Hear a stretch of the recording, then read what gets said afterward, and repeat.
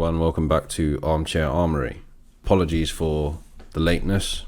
A day late after the game, but yesterday or last night, Thursday night, the Europa League semi-final first leg finished Villareal 2, Arsenal 1. It was a poor performance, but it wasn't just a poor performance from the players' point of view. I think Arteta really got this wrong. He set us up with a false nine with Emile Smith-Rowe in that false nine position. I don't know whether it was because he saw Pep Guardiola play that against Tottenham or play that in the past and thought that would work. I don't know whether it was because of the novelty of Unai Emery, but the one huge criticism I'm going to give Arteta is that it just screamed he was trying to experiment.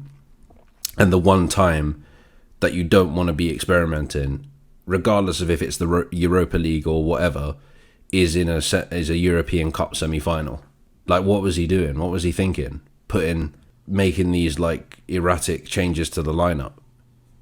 I understand to some extent that, he's got a selection headache because of injuries and things like that, but really, as I said in my preview, Villareal aren't walkovers. They're not the team to take lightly. Like, Unai Emery isn't a bad coach. Like, he's at a club where it sort of suits him. He's able to communicate his ideas correctly or coherently. It's similar. I think I heard Tom Canton from the Guna Talk say this. It's similar to Sevilla. That Villareal are sort of similar to Sevilla in a way. So it sort of suits him. Wasn't a walkover game. Like, the away leg is where you want to get a foothold on things. The positive that comes out of it, I suppose, is that we were lucky to get away with an away goal, which means the task next week it's hard, but it isn't as hard as it would have been if we lost 2-0. And if it wasn't for Leno, we could have lost this 3-4 or 5. One of the worst performances of the season. And we've had a lot of bad performances this season, but this was bad just because of the situation. It's another defeat after losing to Everton last Friday. Yeah, I don't know. Like, it's definitely put me in a rock and a hard place with where we going forward, coaching-wise. Because I can't tell whether it's just Arteta being stubborn and saying this is what we're going to do and not really realising that it doesn't work, that it's not going to work and it shouldn't be done in this kind of context. I can't tell whether it's the players that they're just not kind of implementing what his I don't know. And something needs to change, and I am starting to think, is Arteta the right guy? I don't want to be campaigning to get rid of him or anything like that, or jumping on doing what most people do with everything nowadays and jumping on hashtag bandwagons and things like that. I'm not going to do that. But I am starting to think, is this going to work? I'm still willing to wait until next season, because realistically, I think even if we get knocked out next Thursday by Villareal, or even if we lose, or even if we get through and we lose to which looks like it's going to be Manchester United in the final, I still think he'll be here at least until Christmas next year anyway. If there's reinforcement in the squad and he still is inconsistent and there's still all these bad results and stuff like that, then the board will act. And now with everything that's happened with the Super League, I'm pretty sure they will make that decision a lot quicker than they did with Unai Emery, to try and divert the hate off of them, or heat, I should say, off of them. It was, as I say, it was a very, very risky lineup. We started poorly, giving away a goal within the first 5 minutes. Xhaka was at left. In terms of the lineup, Xhaka was at left back, as I said. Emile Smith-Rowe was in that false number 9 role, and Ceballos was alongside Thomas Partey. And essentially, Samuel Chukwueze, their winger, drove into the box. Xhaka couldn't keep up with him. Laid a pass off that landed towards Manu Chigueiros, who then, just first time hit, Leno couldn't do anything about it. 1-0, and that's where it's a kind of in a European tie, that's kind of an uphill struggle. When you concede so early, it's kind of like, oh, what's this going to be? So then, I don't know, 15 minutes later, we then concede again. It's from a corner. No one was tracking the first header, the flick on from Moreno, which was then left for Raul Albiol, who I remember from school people talking about on Championship Manager, scoring a tap in from the back post. A very kind of Harry Maguire-ish goal. And no one was tracking him either. So we're 2-0 down at this point. And at that point, I thought, game's over. They're going to score another one. And once it gets to 3-0, that's going to be it. It's game over. There's nothing we can do. Then our sort of response to that was very tepid. It wasn't anything special. We weren't pushing forward. We weren't really creating anything. We were creating, like, I wouldn't even say half chances, like third chances or quarter chances, like here and there, but it wasn't anything to necessarily shout home about. Then about the 35th minute, Pepe was away, was fouled in the area. Referee gave a penalty, but it got disallowed because of him handling the ball as he got away. So I think he went to chest the ball, and instead of the ball hitting his chest, it went on his hand. So that was that. So we go in at half-time 2-0, and, at that point, it's all doom and gloom. I should also mention that Dani Ceballos had a really, really bad game, and I'll come on to why in a minute. And he probably should have been taken off at half-time, but he was still on. We started the second half pretty much the same as the first half. Very poor, not really offering anything. Villareal looked the more bright team out of the two teams. They deserved to win the game overall. Then Ceballos I think he was booked in the first half. I can't remember, but yeah, he got himself booked again when he shouldn't have really been on the pitch. Arteta should have changed it at half time. So yeah, he got sent off, and then that's when we seemed to.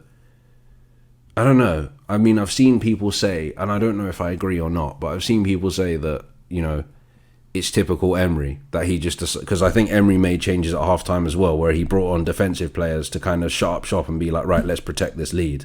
But the difference is, and a lot of people were saying, I don't know if I agree, but a lot of people were saying, oh, it's exactly the same thing he used to do to us. He used to like get a lead and then go, right, bring on all the defenders and start shut up shop. Basically, he was being pragmatic. And that worked in our favour, because as soon as that happened, they had less attacking players on the field, and we started going for them. Eventually, we get a lifeline. Bukayo Saka drives into the box on the right-hand side, and it's a soft penalty, I think. I think it was a penalty, but it was soft. I think he left the leg out. But yeah, the guy that scored the first goal for Villareal trips him in the box. Referee gives a penalty, no VAR check. It was a nervous couple of minutes waiting for that penalty to be taken. Nicolas Pepe stepped up and luckily converted that penalty, and we get our away goal. And as I said, that's the only saving grace. We could have nicked a draw at the end. Partey made some space for himself in the middle of the park, put in a through ball to Aubameyang, who did really well on the turn, but unfortunately he shot. Seeing it, I watched it again this morning, and yeah, I think he just shot it at the keeper. I think he panicked and kind of went, "Oh, I've got to get this in," and that was it. So and their keeper saved it. So full time 2-1 to Villareal, going into the second leg at the Emirates next Thursday. And it's even more massive than it was prior to this game. We, by our record, we seem to turn it around in second legs. But, as I said, Villareal and Unai Emery are no mugs, and this is not going to be an easy game. This is not going to be an easy game by no stretch. Yeah, so, and like I said at the beginning, I'm in a rock and a hard place with Arteta, because I'm kind of like, what am I seeing, sort of thing. Like, yes, he won the FA Cup. Yes, he won the Charity Shield. But what have I seen since then? He's had a full season. But I don't want to get drawn up in this kind of reactionary, typical Arsenal fan thing where, like, as soon as we lose a game, it's like, oh, well, get rid of the manager, get rid of, shouting and screaming. I want to wait to see what happens. Maybe on Thursday, if we get knocked out, that might be where my mind's made up and it's like, we need to do something quick. But then again, you know, if we did get rid of Arteta, is it just bringing in another Unai Emery, someone to steady the ship that might not steady the ship? We thought Unai Emery would do that. He didn't do a very good job. So I don't know. I'm not going to go crazy. You know, I thought I was part of the reason why I didn't record last night is because I felt I needed to collect my thoughts and think about things before I come on here, because I would have had, I don't want the situation like when we lost to Liverpool and I came on and ranted, because I don't want to do that. I want to give a fair and balanced view of the football match. And yes, we were poor and we need to improve, but I'm not going to sit here and say all doom and gloom, because we've got an away goal and we're still in the tie. Very lucky to be in the tie, because it should have been out of sight, but we're in the tie and we have to turn it round. If we lose next Thursday, then that's when I can start reevaluating Arteta's position and other things. But anyway, let's move on. Player ratings. So I'm going to give Leno a 7. I think he didn't really do anything wrong.